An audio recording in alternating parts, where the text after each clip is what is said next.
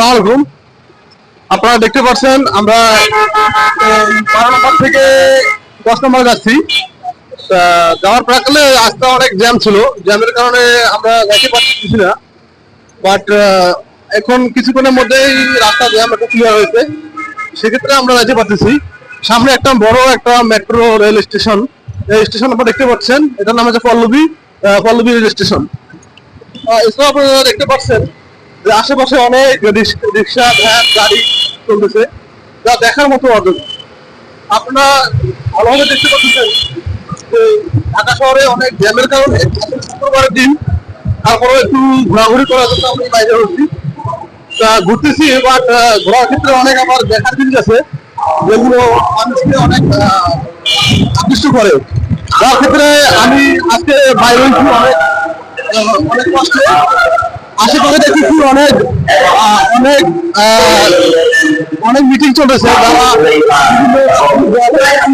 বিভিন্নভাবে রাখবে, যার ক্ষেত্রে বিভিন্ন বিভিন্ন বাহিনীর সদস্যরা তারা রাস্তাঘাট ক্লিয়ার করার জন্য রয়েছে। আপনারা দেখতে পাচ্ছেন বিশাল একটা বিল্ডিং, অনেক বিল্ডিং এর নাম হচ্ছে বিল্ডিং। আশেপাশে বিভিন্ন বিভিন্ন বিভিন্ন হাসপাতাল, হাসপাতালের নাম হচ্ছে হাসপাতাল। এছাড়াও রাস্তার অনেক কিছু দেখা যাচ্ছে। আমি জানতে চাচ্ছি যে ঢাকা শহর এত ব্যস্ততার মাঝেও মানুষ কিভাবে এক স্থান থেকে আরেক স্থান যাতায়াত করে, বিভিন্ন ক্ষেত্রে যাতায়াত করতে হয়। তার ক্ষেত্রে আমি বলতে চাচ্ছি যে পাশের যে স্টেশনটা আছে মেট্রো স্টেশন, এই স্টেশনে মানুষ অসংখ্য ভিড়।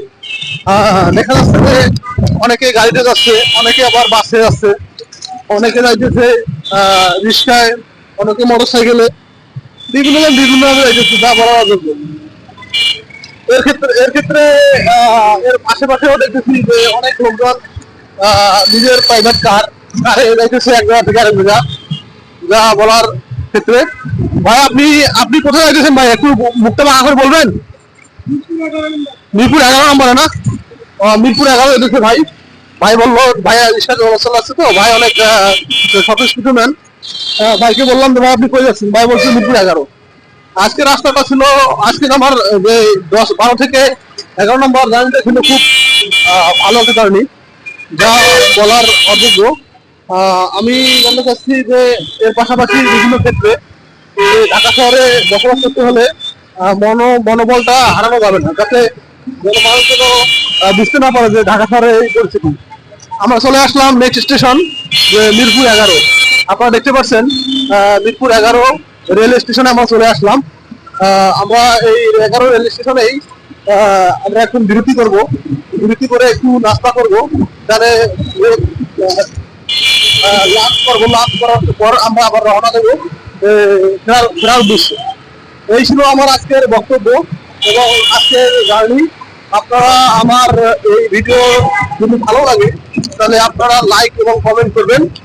আপনারা ভালো থাকবেন, সুস্থ থাকবেন, সুন্দর থাকবেন, আর আমার জন্য আপনারা দোয়া করবেন। ফি আমানুল্লাহ, আল্লাহ হাফেজ, আলহামদুলিল্লাহ, আল্লাহ হাফেজ।